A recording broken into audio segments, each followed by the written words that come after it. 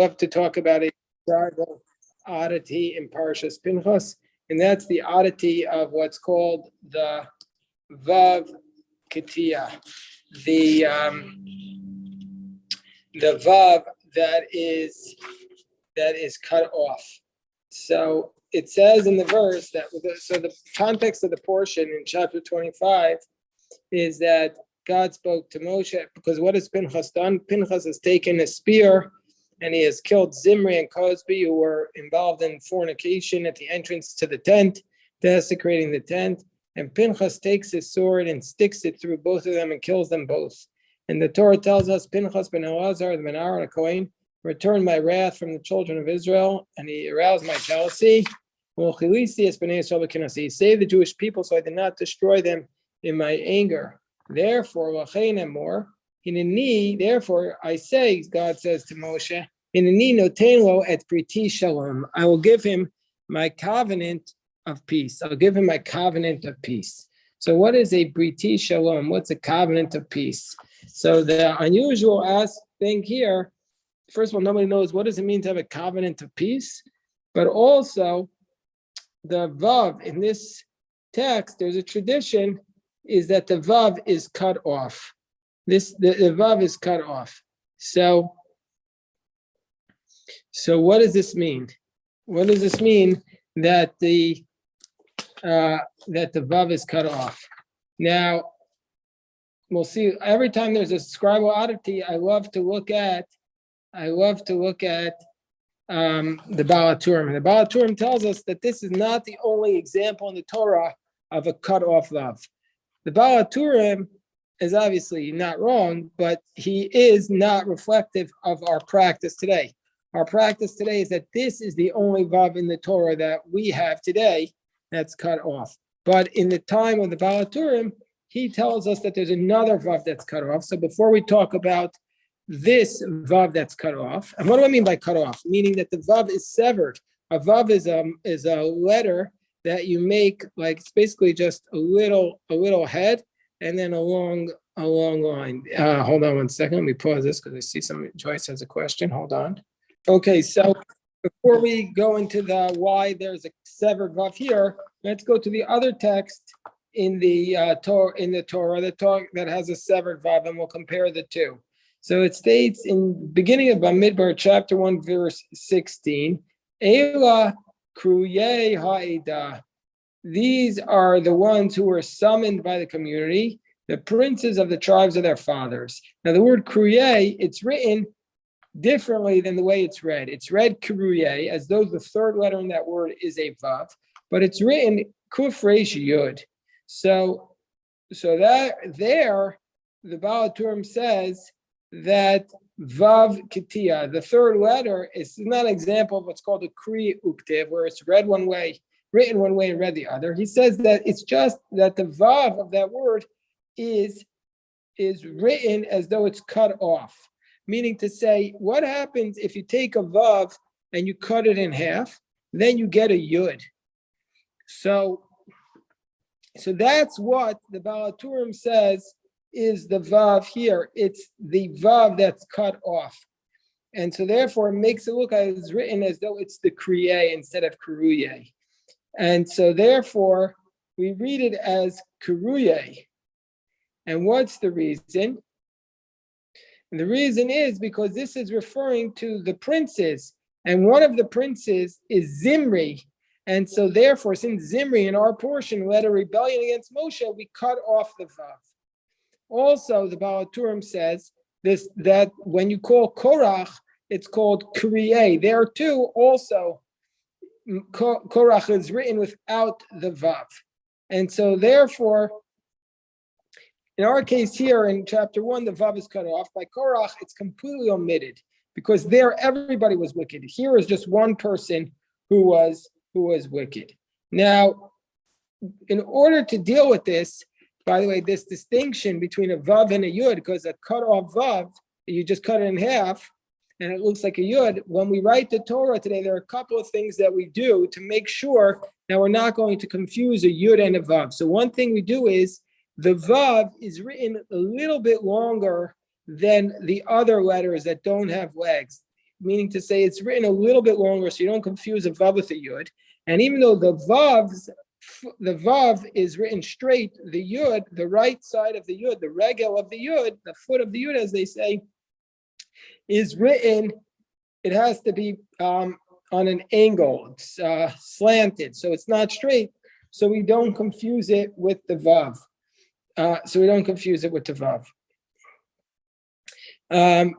Okay. Now go back to our portion in Parshas Pinchas, where we say that the vav of shalom is cut off. Now this is different because in the previous cases, in the two other cases where the vav is either truncated or completely missing, that person was bad. But Pinchas is not bad. So why is this vav cut off? So let's see what the Baal HaTurim says about why the vav of the word peace is cut off. So the Baal HaTurim writes, Espriti Shalom. He writes, Shalim Ksiv. The word Shalom is spelled with a yud instead of with a vav. And why is this? The vav ketia. So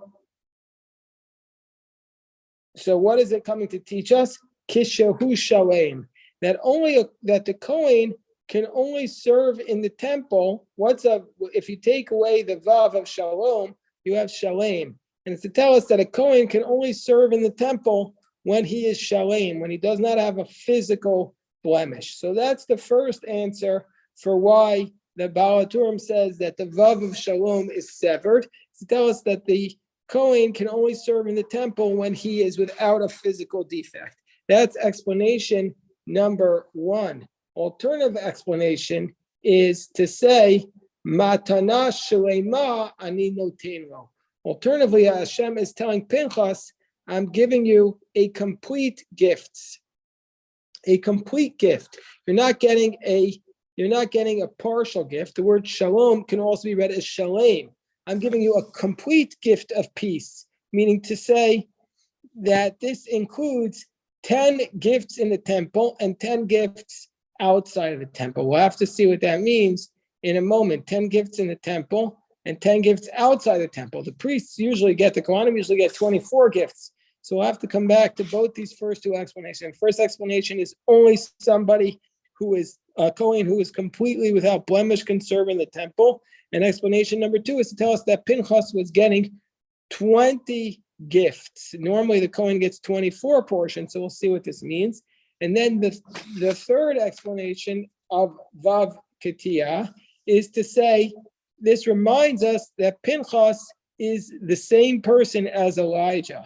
This is also a very deep explanation, which we need to go through and to try and understand it. But Pinchas is Elijah, meaning Elijah is the resurrection of Pinchas, the resurrected soul of Pinchas. And Pinchas comes back in a little bit later in the universe, in the world, and he comes back as Elijah. They have a lot of similarities. Pinchas he acts on his own. He's filled with righteous anger. He's a Kohen. So Pinchas is Elijah. And by Elijah, his name was also written without the Vav. Whereas Jacob is written with a full Vav, because Jacob took the Vav from the name of Elijah and he took it as a collateral. So his real name is Eliah, but his real name was Eliyahu, but sometimes he's written as Eliah, because Jacob took the Vav as a collateral until the Mashiach will come. Elijah is going to bring the Mashiach. Jacob says to him, I'm going to give back your letter Vav once the Messiah comes and you redeem my children. I'm taking this from you as a collateral. And that's what it means, Yagel Yaakov, Yismach Yisrael. And that's what it means, Jacob will be happy, Israel will rejoice, because the letters of Yismach are the same as Mashiach, meaning to say that Jacob will rejoice in the time of the Messiah and will return the Vav to Elijah. And Shalom, the numerical value of the word Shalom is Messiah. So I don't know if anybody here knew that, but the numerical value. So let me just, before we go into what we'll do in a moment is we'll go back and study each of these answers. But first, let me just repeat the three answers. And then I know some people have some questions, but first let me just repeat the three answers. The first answer that the Baal HaTurim gives is to tell us that the Vav of Shalom here is that when God gives the covenant of peace to Pinchas, the Kohen, he's saying only a Kohen who is unblemished can serve in the temple. Number two is to tell us that Pinchas got 20 complete gifts. And number three is that he was missing the letter Vav to hint to us that Pinchas is Elijah, and the Vav from Elijah's name was taken by Jacob as a collateral until Elijah brings the Messiah, and then I'll give you back the Vav. Okay, so I see that some people have some questions, so let me just address these questions. Going back to the commentary of the Baal HaTurim, so we saw the three explanations. So the Baal HaTurim offers, the Baal HaTurim edition that I use has this just tremendous annotation, just unbelievable footnotes here. And he talks about it. So first he talks about the idea that the first explanation of the Baal HaTurim, that the Vav was cut in order to teach us this concept that the Kohen who performs a service is not allowed to be physically blemished. So the Talmud in Kedushin 66b tells us, how do we know that if the temple service is performed by a Kohen with a physical blemish, it's invalid? Meaning to say, the Torah states that a Kohen with a physical blemish cannot perform the service. But let's say he went ahead and did it either intentionally or accidentally. What's the law there? Is it valid or invalid? So the Talmud cites this passage, meaning to say that if he serves shalom, and it's written shalem, meaning to say that if the Kohen, even unintentionally, if the Kohen served with this with this blemish, it's not going to be okay. Meaning to say that this is the first reason why the Vav is cut, to teach us even if the Kohen serves unintentionally, if he had this physical blemish, his service is going to be disqualified. Also, now the footnote continues. Hold on one second. Just give me 1 second. I'll come right back to you. Hold on 1 second. The footnote continues, and the footnote tells us that the Masoretic note, the Baal HaTurim is working with addition that his version of the Tanakh had Masoretic notes, and there was a note that was written in the margins. The Baal HaTurim is in the 14th century. The note written on the word shalom reads, Vav Zuta, V'hu Chad, Me Aleph Beis, Me Osios Kitanos. So he says this Vav is not cut off, but it's written small. And it's one of the items on the list called the Aleph Beis of small letters. It appears on list 84 in the Masoretic anthology Ochla V'Ochla. So this was, according to this Masoretic note, it wasn't a severed Vav, it was a small Vav. And so in some Torah scrolls, there's a lot of differences. I always look now how this Vav is written. So in some Torah scrolls, this is a Vav that's just written small. It's called an Os Katan, a small letter.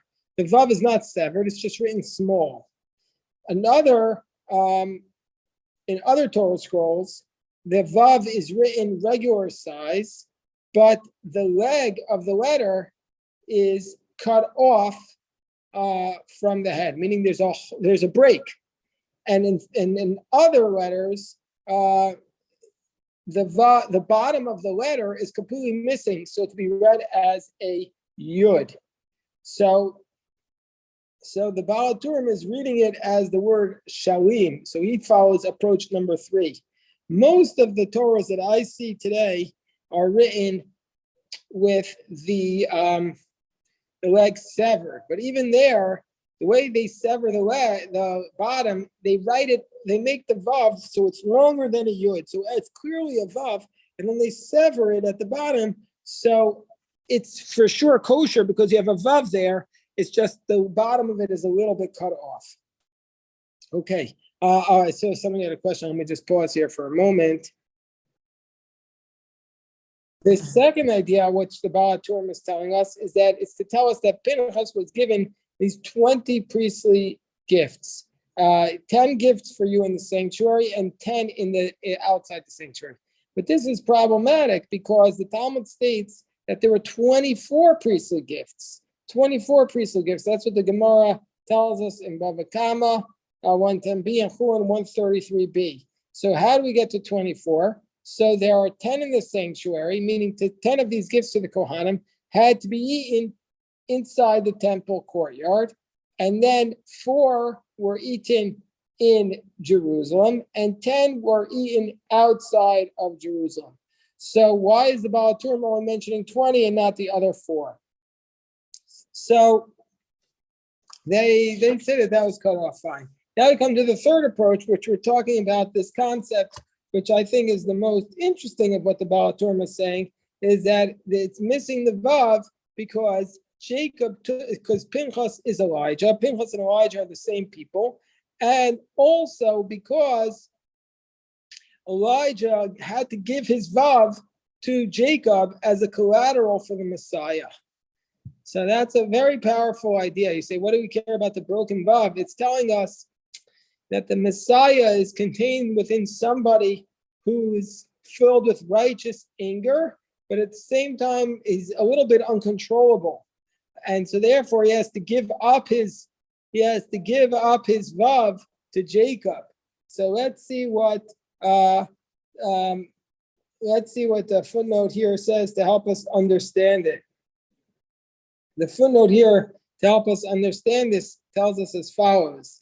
It says that the prophet declared that the first one to come to Zion will announce, and this is Isaiah chapter 1, behold, they are here, for I will send a herald to Jerusalem. And so this refers to, the Talmud tells us that this Mevaser is Elijah the prophet, because it says, Hinei anochi shalechacha es Eliyah hanavi, Malachi. We read this in Shabbat Shuvah. I will send to you Elijah the prophet, but there Elijah is missing the Vav. And that's the Vav that Jacob took from his name. So Rashi also tells us, that he takes it away until Jacob's descendants are redeemed by the Messiah. Why does he specifically take a Vav? This was one of the questions that Carol was asking. Why does he specifically take a Vav? And so this is why it matters that the Vav is broken. So King Solomon taught that the security guarantees are sealed with a handshake. And the letter Vav is long and narrow like a finger. So that the 5 letters that Jacob, the 5 letters of Vav that Jacob took from Elijah represent the 5 fingers of a handshake. So this Vav represents basically a promise that Elijah promises Jacob. He makes a guarantee that he's going to come and redeem the children, or bring the Messiah to redeem the Jewish people. So you're saying the broken Vav represents, this is the opposite, that God is saying right now, so if we were given this covenant of peace to Pinchas, the obvious question is, well, where is that covenant of peace today? We haven't been living in it. We don't have the covenant of peace. Last time I checked, there wasn't peace in the world. So the promise is it's coming. It's a covenantal promise that Elijah makes with Jacob, promising that this peace will come. That's the reason that the Baal HaTurim is saying that the peace will come. It's a promise. So Jacob holds on to Elijah's hand and will not release it until Elijah comes. So basically, the broken Vav, to go to the upshot of the Baal HaTurim saying, why should you care what this broken Vav about the broken Vav or how it's broken? It basically represents this idea that even though God made this covenant with Pinchas and the covenant has not been fulfilled, don't worry about it. Elijah has to come because Jacob has his handshake, because Jacob has his hand promising him that he has to come. That's the message of the broken Vav. So again, just to summarize, what is the concept here of the broken Vav? That we've seen now 3 approaches. One is that the Kohen can only serve when he's whole, that if he serves when he's not whole, it doesn't count. And we saw a second approach of the broken Vav, which is the concept that the Kohen is entitled to 24 gifts, and that's what he's telling us. You get the 24 gifts, they're shalem. And then we see this third approach, which is telling us that the Vav represents the hand of Elijah. And Elijah lost his hand until the Messiah comes, and Jacob has it. Jacob has that hand. So that's why we have to study about the broken Vav to assure to us that the promise is coming. Of course, we can add on to that Michael Stern's approach, which is also the approach of many modern commentaries, which is that they want to say that contrary to what the simple reading of the text, which is that God is favoring Pinchas, is that there is some sort of a rebuke to Pinchas as well. And that's why the Vav of Shalom is broken. That's what Michael was saying, blessed memory was saying, and also some modern commentaries are in agreement with that as well. Okay, we'll stop here. If anybody has any questions, I'm happy to address them.